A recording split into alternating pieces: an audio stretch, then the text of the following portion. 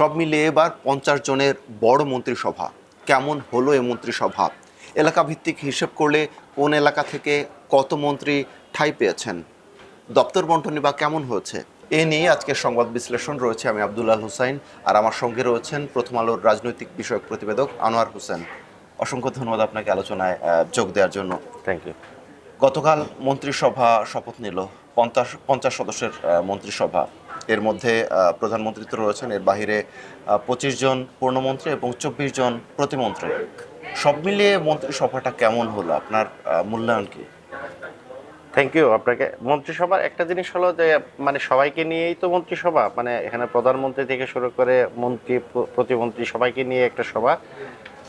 আসলে সবার কাজ কালেকটিভলি আসলে বিবেচনা করা হয়, তারপরও ইন্ডিভিজুয়ালি চিন্তা করা হবে। যেহেতু কেবল যাত্রা শুরু করেছে, আমরা হয়তো তারা কেমন পারফর্ম করে সেটা পরে বুঝতে পারবো। তো আমি যদি মন্ত্রিসভার বৈশিষ্ট্যটা নিয়ে একটু আলাপ করি, আপনাকে বলতে পারি একটা জিনিস যে শুরুতে আমরা একটা শুনতেছিলাম যে মন্ত্রিসভার আকারটা একটু ছোট হবে, মানে বেশি বড় হবে না, কিন্তু আলটিমেটলি আমরা দেখলাম যে শেষ পর্যন্ত 50 জনের একটা তালিকা আমরা পেয়েছি, যেটা মানে আগের সরকারগুলো মোটামুটি কাছাকাছি সংখ্যাতেই মন্ত্রী প্রতিমন্ত্রী নিয়ে মন্ত্রিসভা গঠন করতেন।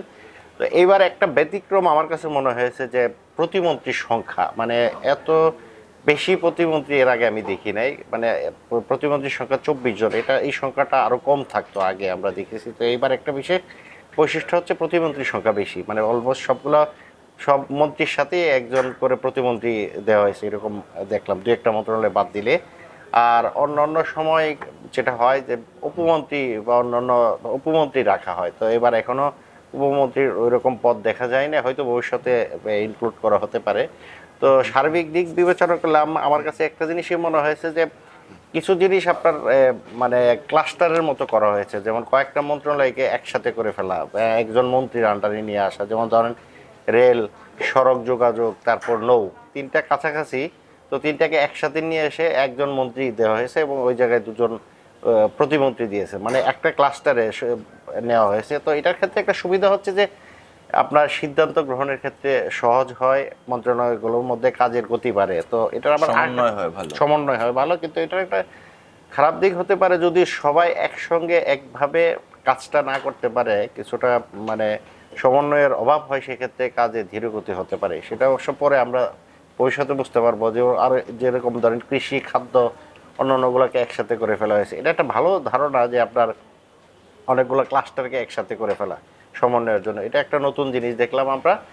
আর অলমোস্ট সব মন্ত্রণালয়ের মন্ত্রীর পাশাপাশি প্রতিমন্ত্রী আছে, দু একটা হয়তো নিয়ে আর কি। এবার আরেকটা বিষয় একটু যাই, এলাকা ভিত্তিক হিসেবে যদি চিন্তা করি, যেমন দেখা গেছে যে আওয়ামী লীগ অধ্যুষিত কিছু এলাকা আছে, সেগুলোতে সেগুলো থেকে আসলে মন্ত্রিসভায় লোকজন কেমন স্থান পেয়েছে। এবং উত্তরবঙ্গের যদি করি, উত্তরবঙ্গে তো জামায়াতের আধিক্য দেখা গেছে, এবার তারা অনেকগুলো আসন পেয়েছে। এলাকা ভিত্তিক বিশ্লেষণটা যদি বলেন, সেখানে মন্ত্রিসভায় কারা কেমন ঠাঁই পেল বিভিন্ন এলাকা থেকে? একটা জিনিস আপনাকে বলি, সেটা হচ্ছে যে মানে মন্ত্রী সারা দেশেরই, আপনি জেলা বা উপজেলা বা এতে আলাদা করা যায় না, বা সংসদীয় আসনে সীমাবদ্ধ না। উনি সারা দেশের জন্যই মন্ত্রী বা প্রতিমন্ত্রী। এটা একটা মানে কনস্টিটিউশনালি বিষয়টা এরকমই, কিন্তু তারপরেও বাংলাদেশে একটা আমাদের মধ্যে ধারণা আছে, প্র্যাকটিস আছে, যে এলাকার মন্ত্রী হয় বা যেই জেলার মন্ত্রী হয় ওই জেলায় একটু কাজ বেশি হয়, বরাদ্দ বেশি পায়, সেই জন্য মানুষ নিজ নিজ জেলায় মন্ত্রীর সংখ্যা থাকুক বা মন্ত্রী থাকুক, প্রতিমন্ত্রী থাকুক, এটা প্রত্যাশা করে। তো এই দিক থেকে বিবেচনা করলে আমি একটা হিসাব করে দেখেছি, মোটামুটি 25-26টা জেলায় আসলে কোনো মন্ত্রী নেই বা প্রতিমন্ত্রী নেই। এরকম আমি যদি বলি, একসময় নোয়াখালীকে বলা হয় যে মানে বিএনপি অধ্যুষিত এলাকা। এবার যে ইলেকশনটা হয়েছে ওখানে নোয়াখালীর 6টি আসনের মধ্যে 5টিতে বিএনপি জয়ী হয়েছে। খুলনা আছে, ওটাও একটা বিএনপি অধ্যুষিত এলাকায় বলা হয়ে থাকে, যে বড় জেলা একটা। সেখানে আপনার 6টা আসনের মধ্যে 4টাতে বিএনপি জয়ী হয়েছে। পাবনার কথা যদি চিন্তা করি, পাবনা একটা বড় জেলা, ওখানেও 5টা আসনের মধ্যে 2টা বিএনপি, 3টা জামাত জিতেছে। তো এই বড় জেলাগুলোতে মানে আমি 25-26টা জেলার মধ্যে দেখলাম যে বড় এইসব জেলা কোনোটাতেই কোনো মন্ত্রী নেই। এর মধ্যে কিছু জেলা আছে, 8টা জেলা উত্তরবঙ্গের, উত্তর পশ্চিমাঞ্চলে, দেশের উত্তর এবং দক্ষিণ পশ্চিমাঞ্চলের 8টা জেলা আছে যেখানে বিএনপির কোনো আসনই পায়নি বা বিএনপির কেউ জেতে নাই। ওই 8টা জেলা 30টা আসনে জামাতের প্রার্থীরা জয়ী হয়েছে, সুতরাং ওই 8টা জেলাতে কেউ প্রতিনিধিত্ব নেই। তো এই ক্ষেত্রে উত্তরবঙ্গের কথা আপনি বলতেছিলেন যে উত্তরবঙ্গ রংপুর বা রাজশাহী ডিভিশন যদি বলি, আমি তুলনা করলে দেখব যে রংপুর এবং রাজশাহী ডিভিশন সব মিলে বিএনপির তুলনায় জামাত আসন বেশি পেয়েছে। কিন্তু দেখলাম যে ওই জায়গায় মানে বিএনপির মন্ত্রিসভায় অনেকেই স্থান পেয়েছেন এই দুই বিভাগ থেকে। ইভেন তারেক রহমান যিনি প্রধানমন্ত্রী, তিনিও রাজশাহী ডিভিশনের বগুড়ার বাসিন্দা, তার পিতৃভূমি বগুড়ায়, সেখান থেকে তিনি ইলেকশন করেছেন। আর ইন্ডিভিজুয়াল জেলা যদি বলি বা বিভাগ যদি বলি, আপনার কুমিল্লাতে অনেক মন্ত্রী সভায় স্থান পেয়েছে, 3জন পূর্ণমন্ত্রী। এবং কুমিল্লা বৃহত্তর, কুমিল্লার সাথে তুলনা করলে আপনার চিন্তা করলে বৃহত্তর কুমিল্লার বিষয়টি, সেক্ষেত্রে চাঁদপুরেও মন্ত্রী আছে, ব্রাহ্মণবাড়িয়ার প্রতিমন্ত্রী আছে। একেবারে কম যদি বলি আপনার সিলেট ডিভিশনের মধ্যে আপনার যে 5টা জেলা আছে, এর মধ্যে শুধু সিলেট থেকে 2জন মন্ত্রী হয়েছেন, বাকি অন্য 4টা জেলা থেকে, অন্য জেলাগুলো থেকে কোনো মন্ত্রী হন নাই। আওয়ামী লীগের বিষয়টা যদি বলতেন, যেমন গোপালগঞ্জ, মাদারীপুর, শরীয়তপুর, এগুলো তো মানে আওয়ামী লীগ অধ্যুষিত এলাকা। হ্যাঁ, এই জায়গাগুলোতে আপনার গোপালগঞ্জ আওয়ামী লীগ অধ্যুষিত এলাকা, বঙ্গবন্ধু শেখ মুজিবুর রহমানের জন্মভূমি, আওয়ামী লীগের সভাপতি প্রধানমন্ত্রী শেখ হাসিনারও এখানে পিতৃভূমি ওইটা। তো সভাপতি ওই জায়গায় আওয়ামী লীগ 91-এর পর কোনোদিন ওই গোপালগঞ্জে 3টি আসন হারেনি। ইভেন শরীয়তপুর, মাদারীপুর, ওইসব জায়গায় হারেনি। তো এইবার আমরা দেখলাম যে গোপালগঞ্জে 3জন সংসদ সদস্য হয়েছেন, 3জনই বিএনপির। মাদারীপুরেও অধিকাংশ হয়েছেন। তারপরে আপনার শরীয়তপুরে প্রায় সবাই বিএনপির সংসদ সদস্য। তো এই জেলাগুলোকে আওয়ামী লীগ অধ্যুষিত হিসেবে বলা হয়। ইভেন ফরিদপুরকেও ধরা হয়। সেই ক্ষেত্রে এই পুরো টোটাল এরিয়াতে ওইরকম কোনো মন্ত্রী নেই, শুধু ফরিদপুরে একজন প্রতিমন্ত্রী আছেন, যে শামা ওবায়দ ইসলাম। তো সুতরাং একজন প্রতিমন্ত্রী আছেন। আর যদি আপনি রাজবাড়িকে ওর মধ্যে অন্তর্ভুক্ত করেন, সেখানে একজন প্রতিমন্ত্রী আছেন, আলী নেওয়াজ মাহমুদ খোয়াম। তো সুতরাং একদম গোপালগঞ্জ নীল, মাদারীপুর, শরীয়তপুর নেই। তো ওই জায়গায় বহুদিন পরে বিএনপি অনেকগুলো আসন পেয়েছে।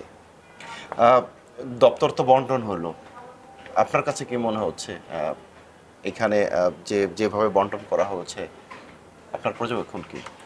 একটা জিনিস আমরা দেখেছি এইবার, আমি প্রথমে একটু আপনাকে বলেছিলাম যে ক্লাস্টার ভিত্তিক, মানে কয়েকটা মন্ত্রণালয় একসাথে করে একজন মন্ত্রী একাধিক প্রতিমন্ত্রী বা একজন প্রতিমন্ত্রী দিয়ে ওভাবে ভাগ করা হয়েছে। এটা একটা ভালো নতুন আইডিয়া বা শুরু হয়েছে।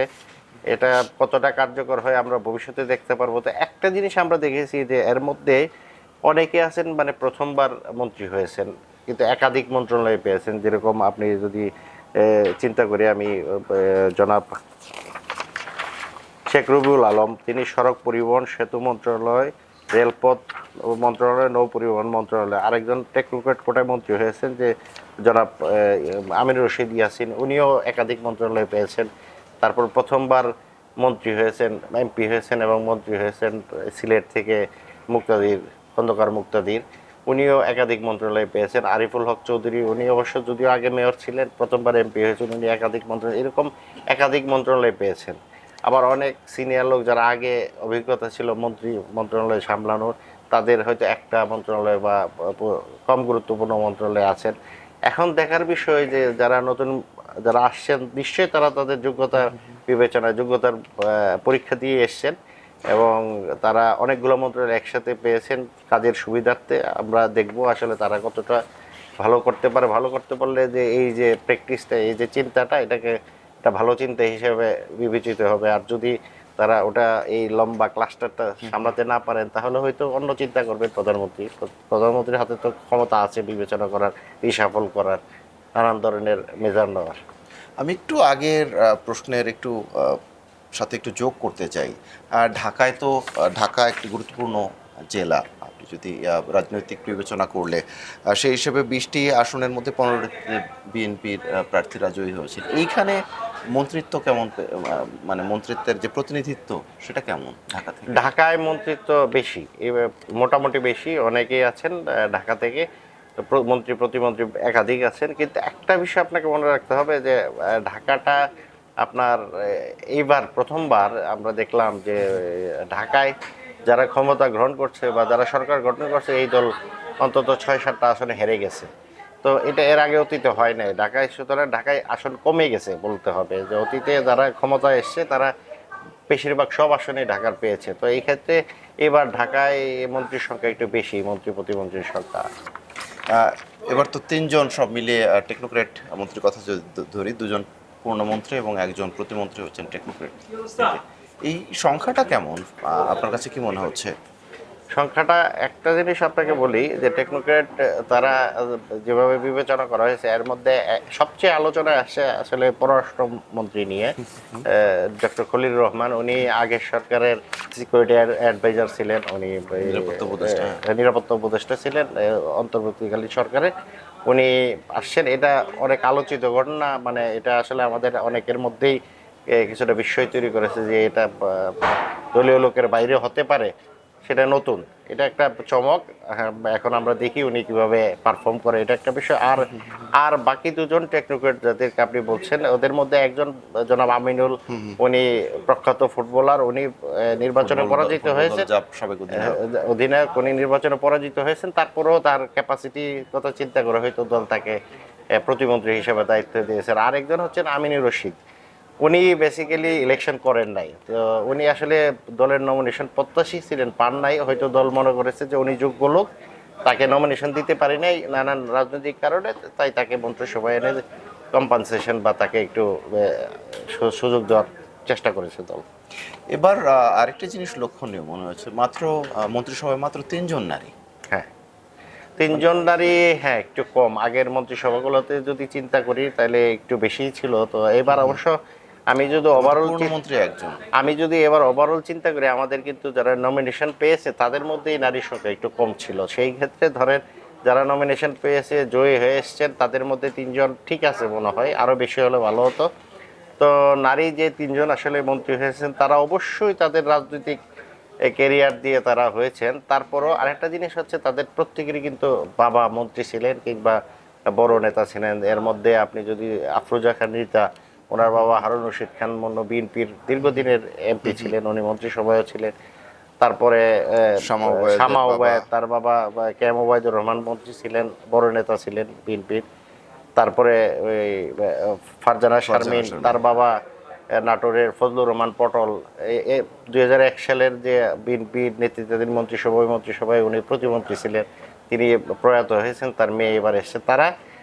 তাদের বাবারা মন্ত্রী বা প্রতিমন্ত্রী ছিলেন, এটা একটা বিষয়, একটা ইনফরমেশন। কিন্তু তারা নিজেরাও অনেক দিন থেকে রাজনীতিতে আছেন, তারা বিএনপি একদম মাঠ পর্যায় থেকে রাজনীতি করছেন এবং সেখান থেকে তারা এমপি হয়েছেন, মন্ত্রী হয়েছেন। সুতরাং সংখ্যাটা আরও বেশি হলে ভালো হতো, যেহেতু আমাদের এমনি যারা নমিনেশন পেয়েছেন সেখানেই নারীদের সংখ্যা একটু কম ছিল, সেই জন্য পাশ করে এসেছেন কম, মন্ত্রিসভায় একটু কম হয়েছে। আর একটু বেশি হলে ভালো হতো, ভবিষ্যতে হয়তো তার আরও বাড়বে, টেকনোক্রেট কোটায়ও কেউ কেউ ঢুকতে পারে। সুতরাং আমরা তাদের মানে সাফল্য কামনা করছি আর কি।